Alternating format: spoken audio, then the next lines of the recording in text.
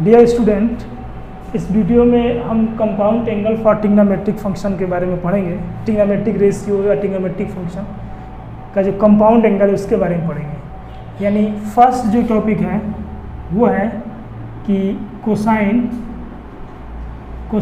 Of the difference and sum of two angles. तो इसका proof नहीं देखेंगे, प्रूफ थोड़ा सा बड़ा है, लेकिन हम यहाँ पहले देख लेते हैं। Cos A plus B is equals to देखो क्या है कॉस के केस में क्या होगा। कॉस में अगर सम ऑफ टू एंगल के फॉर्म में लिखते हैं तो क्या करते हैं, कॉस को एक साथ लिखते हैं और साइन को एक साथ लिखते हैं। तो यहाँ पे लिख देंगे cos A cos B minus sine A sine B. उसी तरह से कॉस ए माइनस बी लिखना है तो यहाँ पे एक चीज़ देखो, cos A plus minus B, इसको हम लिख सकते हैं। इस चीज़ को हम इतना लिख सकते हैं और फिर ये फार्मूला यूज कर लेंगे, cos A into cos minus B minus sine A into sine minus B. आपको पता है कि sine minus theta is equal to minus sine theta और cos minus theta equal to cos theta, ये चीज़ आपको पता है। तो यहाँ आप लिख सकते हो cos A into cos B plus sine A into sine B. तो आपने ये देखा कि cos A minus B is equal to this. अगर इसको कंबाइन लिखते हैं हम, cos A plus minus B is equal to cos A into cos B minus plus sine A into sine B. ये देखो, इसको कंबाइन लिख सकते हैं। जब प्लस रहेगा तो यहाँ माइनस रहेगा और जब यहाँ माइनस रहेगा तो यहाँ पे क्या हो जाएगा, प्लस होगा। बाकी कॉस से कॉस बी को एक साथ, साइन ए साइन बी को एक साथ लिख सकते हैं। इसके बाद हम नेक्स्ट ये पढ़ेंगे कि देखो ये क्लियर है। देखो जब भी कॉस का लिखेंगे तो कॉस ए कॉस बी एक साथ दोनों केस में रहेगा। प्लस यहाँ रहेगा तो यहाँ माइनस, यहाँ माइनस है तो यहाँ पे प्लस। याद करने का सबसे आसान तरीका है। दूसरा हम ये देखेंगे कि sine of the difference and sum of two angle. अब यहाँ एक चीज़ देखिए आप, साइन ए माइनस बी, इसको आप लिख सकते हो कॉस पाई बाई 2 माइनस ए और माइनस प्लस माइनस बी लिख सकते हो आप। तो नहीं, ये आप नहीं लिख सकते हो,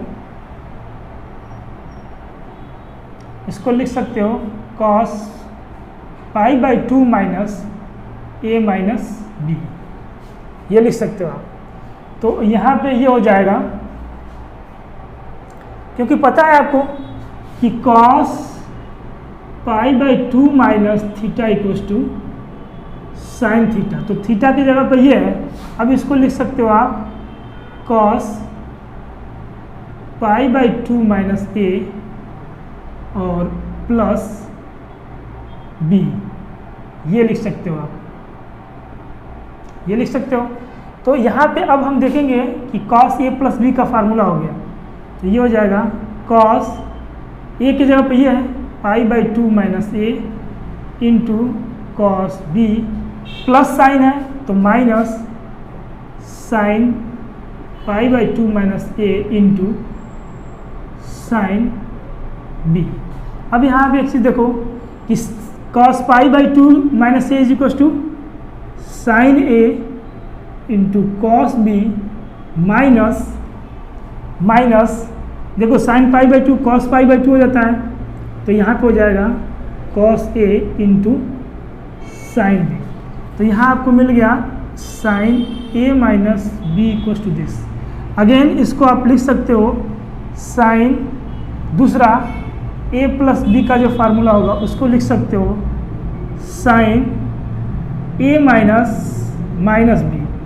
जहाँ जहाँ बी है वहाँ वहाँ इस फार्मूला में माइनस बी रख दो, तो ये हो जाएगा साइन ए, और बी के जगह पे क्या लिखोगे कॉस माइनस बी, और माइनस ही रहने दो यहाँ पे, कॉस ए और sign minus B.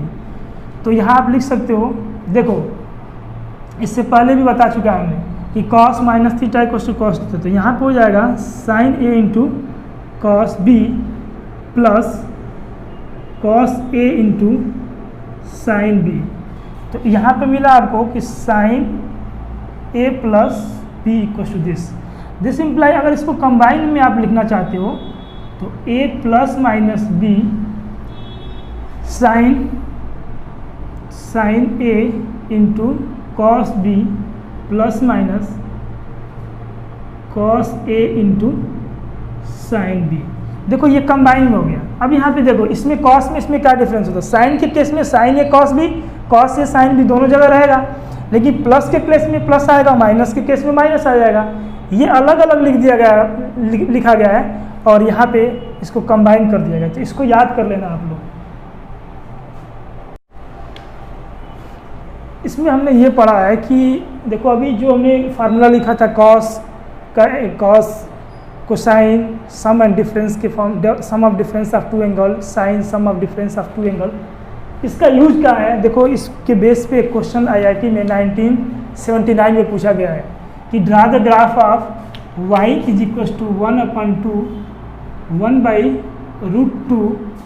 1/√2 sine x plus cos x from x क्या कर रहा है -π/2 से π/2 के बीच में। अब देखिए y है, इसको हम सॉल्व करेंगे। देखो तो y को लिख सकते, इसका 1/2 को मल्टीप्लाई कर देंगे 1/√2 sine x plus 1/√2 cos x. लेकिन आप जानते हो कि cos x equals to 1/√2, this imply यहाँ पे आप लिख सकते हो कि कॉस π/4 इक्वल्स टू 1/√2 और साइन π/4 इज इक्वल्स टू 1/√2। तो इसके जगह पे आप लिख सकते हो, तो यहाँ आप लिख सकते हो cos π/4 साइन एक्स प्लस 1/2 की जगह पे साइन π/4 इंटू कॉस एक्स। ऐसा इसलिए कर रहे हैं कि देखो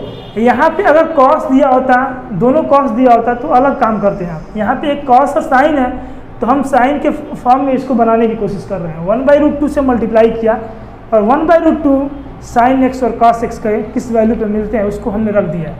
अब ये क्या मिल गया आपको, सेम उसी तरह से कि साइन ए प्लस बी, यहाँ पे प्लस साइन है, this is equal to sine A cos B plus cos A into sine B. Same इसी तरह से है, ए के जगह पे x है, ए के जगह पे π/4 है और b के जगह पे x है। तो ये क्या आ जाएगा, y is equal to sine π/4 plus x। इसका ग्राफ हमें कंस्ट्रक्ट करना है। देखो इसका ग्राफ कंस्ट्रक्ट करने के लिए पहली चीज़ कि साइन जो भी हो, साइन जो साइन का होता है, sine x is lesser equal to 1 and greater और इक्वल टू -1, ये क्लियर है। तो साइन π/4 प्लस एक्स, ये भी एक रियल वैल्यू है, तो उसका भी रेंज क्या हो जाएगा -1 टू +1 होगा। यहाँ पे कोई कंफ्यूजन नहीं है। लेकिन यहाँ पे कह रहा है कि x lies between π/2 to -π/2 to π/2, x lies between -π/2 to π/2। लेकिन x प्लस π/4 हमको फाइंड करना है, तो π/4 को ऐड कर देंगे तो ये हो जाएगा -π/4 is lesser equal to x plus π/4 is lesser equal to 3π/4। दूसरी चीज़ आपको ये हम बता दें कि हमें ये चेक करना है, इसका जब ग्राफ हमको बनाना है तो हम जब ग्राफ बनाते थे तो sine x equal to 0, this imply x equal to nπ लिख देते थे, तो nπ पे फंक्शन 0 हो रहा था। अब यहाँ पे इस केस में क्या हो जाएगा, sine π/4 plus x equal to 0, ये हो जाएगा। तो this imply pi by 4 plus x is equal to n pi, और this imply x equal to n pi plus minus pi by 4। ये आपको मिल गया n बिलोंग्स टू z, ये वैल्यू मिल गया। इस वैल्यू पे साइन क्या हो रहा है, 0 हो रहा है। इस वैल्यू पे x equal to n pi minus pi by 4 पे क्या हो जाएगा, ये टोटल वैल्यू 0 हो जाएगा। तो वो हमको 0 पॉइंट जो फाइंड करना था वो तो मिल गया। तो इसलिए अब यहाँ पे देखिए आप ग्राफ कैसे बनेगा। अब यहाँ पे ग्राफ बनाने के लिए पहले हमको ये पता है कि 0 से पाई बाई 2 और 2 पाई, साइन एक्स का ग्राफ हमें पता है कि 0 पे क्या होता है, 0 पाई पे 0 हो जाएगा और 2 पाई पे 0 हो जाएगा। अपना फंक्शन कहाँ 0 हो रहा है बताइए आप, अपना फंक्शन n इक्वल टू 0 रखोगे तो ये हो जाएगा x equal to minus pi by 4।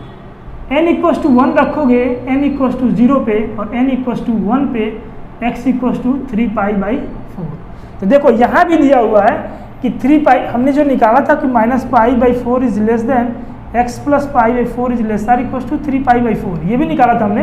तो अब यहाँ एक देख लीजिए 0 कहाँ होगा, माइनस पाई बाई 4 पे, एक बार 0 कहाँ होगा, 3 पाई बाई 4 पे। रेंज क्या है, 1 से -1 के बीच में है, तो इसलिए इसका जो ग्राफ होगा वो इस तरह से ग्राफ इसका स्मूथली कर्व करते चला जाएगा। इसी तरह से इसका ग्राफ इस तरह से चला जाएगा।